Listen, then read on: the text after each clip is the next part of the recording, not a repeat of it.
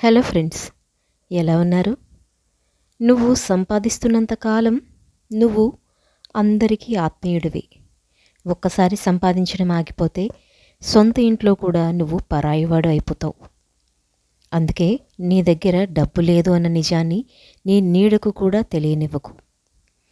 ఎందుకంటే డబ్బు లేని రోజున మండే ఎండలో కూడా అందంగా ఉండాల్సిన నీ నీడ కూడా నీ పక్కన నిలబడాలంటే ఆలోచనలో పడుతుంది.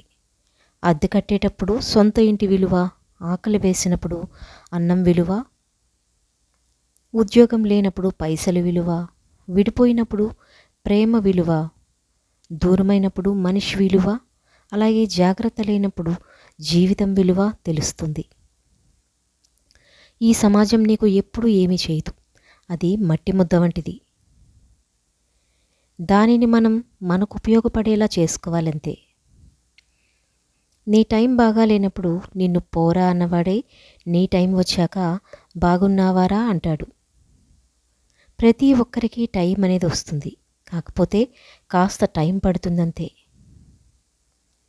స్నేహం చేయటానికి 1కి 10 సార్లు గమనించు.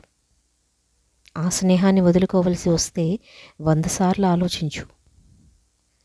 99 సార్లు సహాయం చేసి 100వసారి కుదరదు అంటే ఆ 100వసారి కుదరదు అన్న పదాన్ని గుర్తుపెట్టుకునే మనుషుల మధ్యలో బ్రతుకుతున్నాం. కాబట్టి ఊరికే ఉండటం కన్నా ఉత్తమం బోడిగుండు కన్నా సుఖం ఎక్కడా ఉండదు అంటారు పెద్దలు. అప్పు చేయడం ఎంతో తేలిక అని అందరూ అనుకుంటారు. కానీ అందరికీ అప్పు పుట్టదు. అప్పు చేయడం ఒక కళ. అప్పు ఎగ్గొట్టడం ఇంకా గొప్ప కళ. ఇది అందరికీ సాధ్యం కాదు, కొందరికే సాధ్యమైన కళ. చెట్టుకు ఉన్నంతసేపు అరిటాకు అంటారు, దాని మీద అన్నం తిన్నుంటంతసేపు విస్తరాకు అంటారు, తిన్నాక ఎంగిలాకు అంటారు. అదేవిధంగా సమాజంలో నీతో ఉన్న అవసరాన్ని బట్టి నీ విలువ మారుతూ ఉంటుంది. మూర్ఖులు సుఖం ఎక్కడో ఉందని ఎదురు చూస్తూ ఉంటారు. కానీ వివేకవంతులు తమ దగ్గర ఉన్న దానితో ఆనందంతో జీవిస్తారు. నవ్వినప్పుడు ఫోటోనే అందంగా ఉంటే నవ్వుతూ ఉంటే జీవితం ఇంకా ఎంత అందంగా ఉంటుంది. అందుకే నవ్వుతూ బ్రతకాలి. ఒకడు నీతో అతి వినయంగా మాట్లాడేది నీ వెనుక గొయ్యి తీయడానికే. వాడు మన వెనుక నెమ్మదిగా తీసే గొయ్యి నువ్వు పడిపోయే వరకు పైకి కనిపించదు. అందుకే అతి వినయం ధూర్త లక్షణం అంటారు పెద్దలు. ఎవరికో నచ్చాలని నటించకూడదు. నీ నటన బయటపడిన రోజు నువ్వు ఎవరికి నచ్చాలని నటించావో వాళ్ళ దృష్టిలో ఒక అబద్ధంగా మిగిలిపోతావు. భయపడుతూ కూర్చుంటే బ్రతకలేవు. తప్పో ఒప్పో ఒక్క అడుగు ముందుకు వేసి చూడు. గెలుపైతే నిన్ను ముందుకు నడిపిస్తుంది, ఓడిపోతే తర్వాత ఏం చెయ్యాలి అనేది నేర్పిస్తుంది. ప్రతి తండ్రి తన పిల్లలకు జాగ్రత్తలు చెప్తాడు, నమ్మక ద్రోహం చేస్తారనే భయంతో కాదు. తెలిసి తెలియక చిన్న తప్పు చేసినా దానివల్ల వారి భవిష్యత్తు ఏమవుతుందో అనే భయంతో తప్ప వారి స్వేచ్ఛలో జోక్యం చేసుకోవాలని కాదు. లోకంలో అన్నింటికన్నా కష్టమైన పని సహాయం చేయడం. 1000 మందిని అడిగితే ఒక్కరు చేస్తారు. అన్నింటికంటే తేలికైన పని సలహాలు ఇవ్వడం. 1 అడిగితే 1000 చెబుతారు. జీవితంలో సంతోషంగా ఉండాలంటే కొన్ని మార్చుకోవాలి, కొన్ని మర్చిపోవాలి, కొన్ని వద్దనుకోవాలి, కొన్ని వదిలేయాలి. అప్పుడే మనశ్శాంతి దొరుకుతుంది. ఓడిపోతాను అనుకుంటే ఆలోచించుకు, వదిలేయి. గెలుస్తాను అనుకుంటే ఆలోచించుకు, అడుగు ముందుకు వేసేయి. జీవితంలో కొన్ని జ్ఞాపకాలు మరచిపోతే కానీ బ్రతకలేం. కొన్ని గాయాలను గుర్తుంచుకుంటే కానీ ఎదగలేం. ఎంత అరగదీసినా గంధపు చెక్క సువాసనని కోల్పోదు. అలాగే ఎన్ని కష్టాలు వచ్చినా ధీరుడు తన ఆత్మవిశ్వాసాన్ని కోల్పోడు. కలవడానికి విడిపోవటానికి చూపించే తొందర, అర్థం చేసుకోవటానికి దగ్గరవడానికి ప్రయత్నిస్తే ప్రతి బంధం మధురంగానే ఉంటుంది. కొత్త బట్టల కంటే పాత బట్టలు పడేయవచ్చు, కానీ కొత్త మనుషులు వస్తే పాత మనుషుల్ని వదిలేయకూడదు. నీ పరువు నలుగురిలో ఉండాలి, నీ కష్టం గడప లోపల ఉండాలి. దుఃఖం మనసులో ఉండాలి, చిరునవ్వు నీ పెదవులపైన ఉండాలి. ఎప్పుడైనా సరే అడిగే ప్రశ్నలో పద్ధతి ఉంటే వచ్చే సమాధానంలో సంస్కారం ఉంటుంది. నటించే బంధాలన్నీ తీయగా మధురంగానే ఉంటాయి.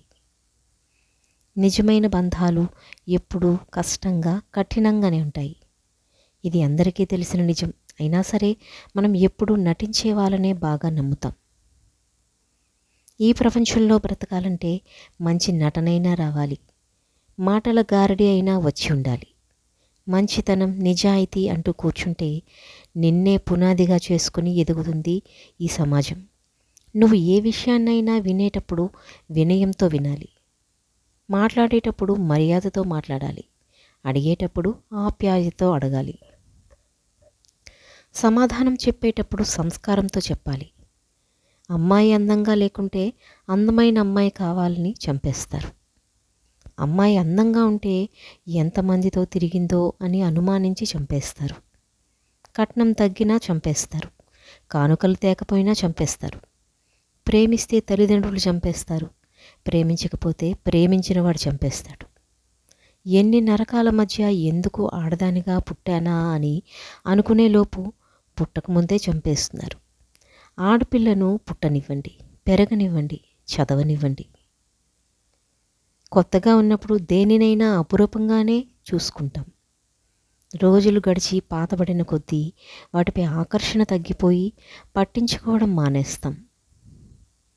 అది వస్తువైనా పర్వాలేదు, మనిషి అయితేనే కష్టం. మిత్రుడు ఆనందంగా ఉన్నప్పుడు పిలిస్తే వెళ్ళాలి, కష్టాల్లో ఉన్నప్పుడు పిలవకున్నా వెళ్ళాలి. నువ్వు ఇష్టపడే వాళ్ళు నీకు విలువ ఇవ్వకుంటే నువ్వు ఎంతగా బాధపడతావో, నిన్ను ఇష్టపడే వాళ్లకు నువ్వు విలువ ఇవ్వకున్నా వాళ్ళు అంతే బాధపడతారు. కాబట్టి ఇష్టపడిన వారిని ఇష్టంతోనే గెలవాలి కానీ ఇతరులను కష్టపెట్టి కాదు.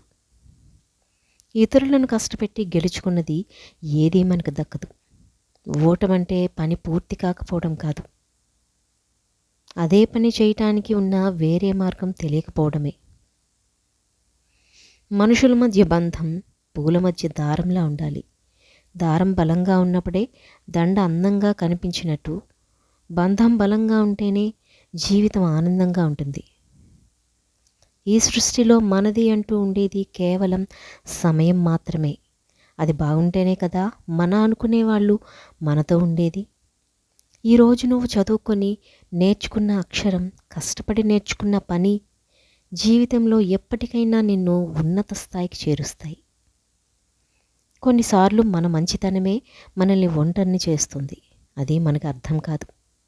అర్థమయ్యే సమయానికి మన దగ్గర ఏమీ ఉండదు, కేవలం గుండెల్లో బాధ తప్ప.